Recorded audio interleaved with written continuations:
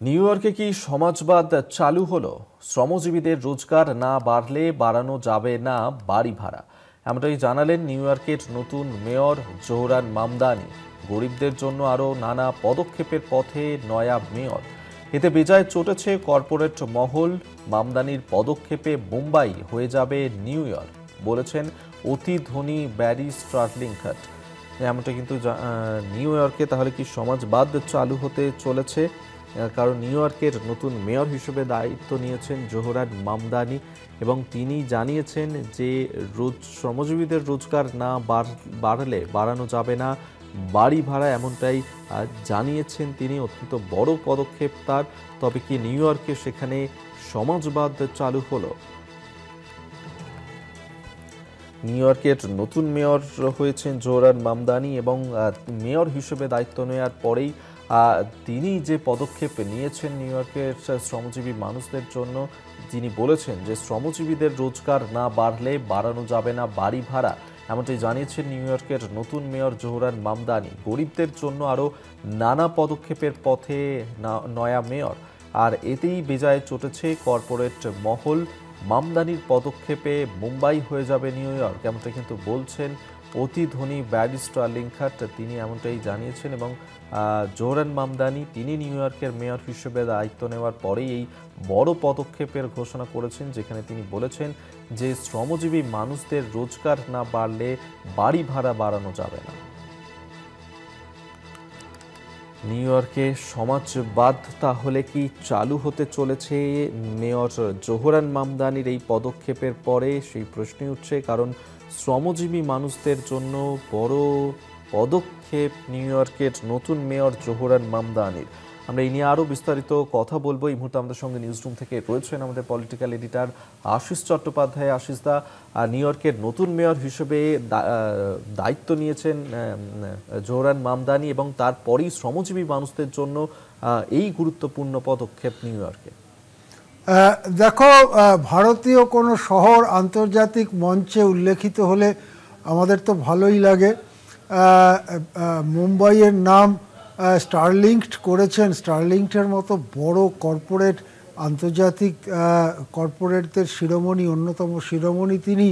তার মূল ব্যবসা বাড়িঘর বানানো, যেমন ডোনাল্ড ট্রাম্পেরও ব্যবসা বাড়িঘর বানানো। বাংলায় আমরা অনেক সময় এদেরকে প্রমোটার বলে থাকি, কিন্তু এরা খুব বড় প্রমোটার, রাঘব বোয়াল প্রমোটার। তিনি বলেছেন যদি মামদানির মতে চলে তাহলে নিউ ইয়র্ক কিছুদিনের মধ্যেই মুম্বাই হয়ে যাবে।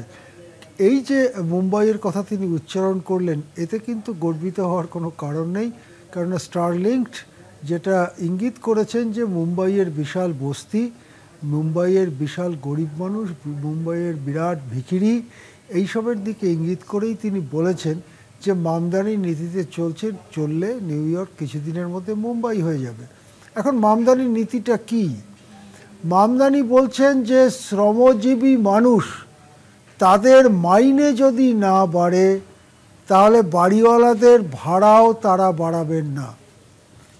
ওখানে নির্দিষ্ট নিয়ম অন্তর চুক্তি অনুযায়ী ভাড়া বাড়ে। যে বাড়িতে তারা থাকেন, কাজের জন্য এসে ভাড়া থাকেন, সেই বাড়ির ভাড়া বাড়ে এবং এই ভাড়া দিয়ে, বাড়ি ভাড়া দিয়ে, ছোট ছোট অ্যাপার্টমেন্ট ভাড়া দিয়ে বিপুল রোজগার করেন ওখানকার প্রমোটাররা। তার মধ্যে স্টারলিংকডও একজন। তার যে বিপুল পরিমাণ সম্পদ, তার অন্যতম একটা অংশ আসে এই নিউ ইয়র্কে শ্রমজীবীদের থাকার জায়গা ভাড়া দিয়ে, যে ভাড়া প্রতি বছর বাড়তে থাকে। কিন্তু মামদানি বলছেন যে শ্রমজীবীদের মাইনে যদি না বাড়ে, বেতন বা রোজগার যদি না বাড়ে, তাহলে তারা ভাড়া বাড়াবেন না। কেননা তখন মাইনে বাড়ছে না অথচ ভাড়া বাড়াতে হচ্ছে। সেক্ষেত্রে ওকে খাবারের পয়সা সংক্ষিপ্ত করে জামা কাপড়ের পয়সা কমিয়ে দিয়ে ভাড়া বাড়তি দিতে হবে। সেটা কখনোই কাঙ্ক্ষিত নয়, সুতরাং তারা ভাড়া বাড়াবেন না।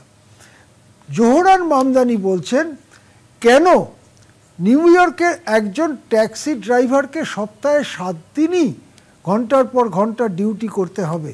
কেন তিনি সপ্তাহে 5 দিন বা 6 দিন কাজ করে সারা মাসে তার যা প্রয়োজন সেই প্রয়োজনটা তিনি জোগাড় করতে পারবেন না? জোহরান মামদানি বলছেন যে নিউ ইয়র্কের শ্রমজীবীরা তারা খুব খারাপ অবস্থায় আছে। নিউ ইয়র্ক যদি তাদের কথা না ভাবে, গরিব লোকের কথা না ভাবে, তাহলে নিউ ইয়র্ক থাকবে না।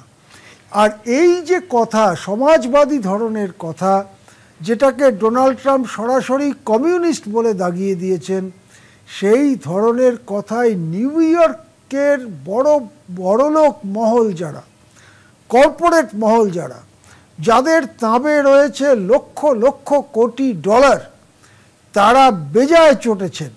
কেননা মামদানির নীতি বড়লোকদের প্রফিটে হাত দিতে পারে। মামদানির নীতি বড়লোকদের যে অন্যায় শোষণ তার বিরুদ্ধে যেতে পারে। সেই জন্যে তারা মামদানির বিরুদ্ধে একযোগে কথা বলতে শুরু করেছেন। ওপরে আছেন ডোনাল্ড ট্রাম্প, দেশের রাষ্ট্রপতি, এবং তারপরে এই সমস্ত কর্পোরেটরা তারা একযোগে চিৎকার করতে শুরু করেছেন। কিন্তু মামদানির এখনো পর্যন্ত হাব ভাব কথাবার্তা শুনে মনে হচ্ছে এইসব হুমকি হামকাতে, এইসব ভীতি প্রদর্শনে তিনি পিছিয়ে যাবার পাত্র নন। তিনি নির্দিষ্টভাবে কি কি পদক্ষেপ নেবেন, তার জন্য কি কি বিধি আইন তৈরি হবে, তার জন্য আমাদের আর কিছুদিন অপেক্ষা করতে হবে। মামদানিও একটা দলেরই সদস্য, ডেমোক্র্যাট দলের সদস্য, নিশ্চয়ই দলেরও কিছু বক্তব্য থাকবে। কিন্তু ট্রাম্পের ভীতি প্রদর্শনে, ট্রাম্প তো একবার বলেছিলেন গ্রেপ্তার করবো ওকে, ট্রাম্পের ভীতি প্রদর্শনে বা স্টারলিংকের ভীতি প্রদর্শনে মুম্বাই হয়ে যাবে বলে টিটকিরিতে মামদানি যে পিছিয়ে যাবার লোক নন, সেটা কিন্তু ইতিমধ্যেই স্পষ্ট হচ্ছে। এখন আমরা কাজ দেখতে চাই নিউ ইয়র্কের যে অসংখ্য লক্ষ লক্ষ মানুষ, গরিব, যারা প্রকৃতপক্ষে প্রায় ভিখিরি, তাদের জন্য মামদানি কি পদক্ষেপ নেন তাদের অবস্থার উন্নতির জন্য, সেদিকে আমরা তাকিয়ে থাকব।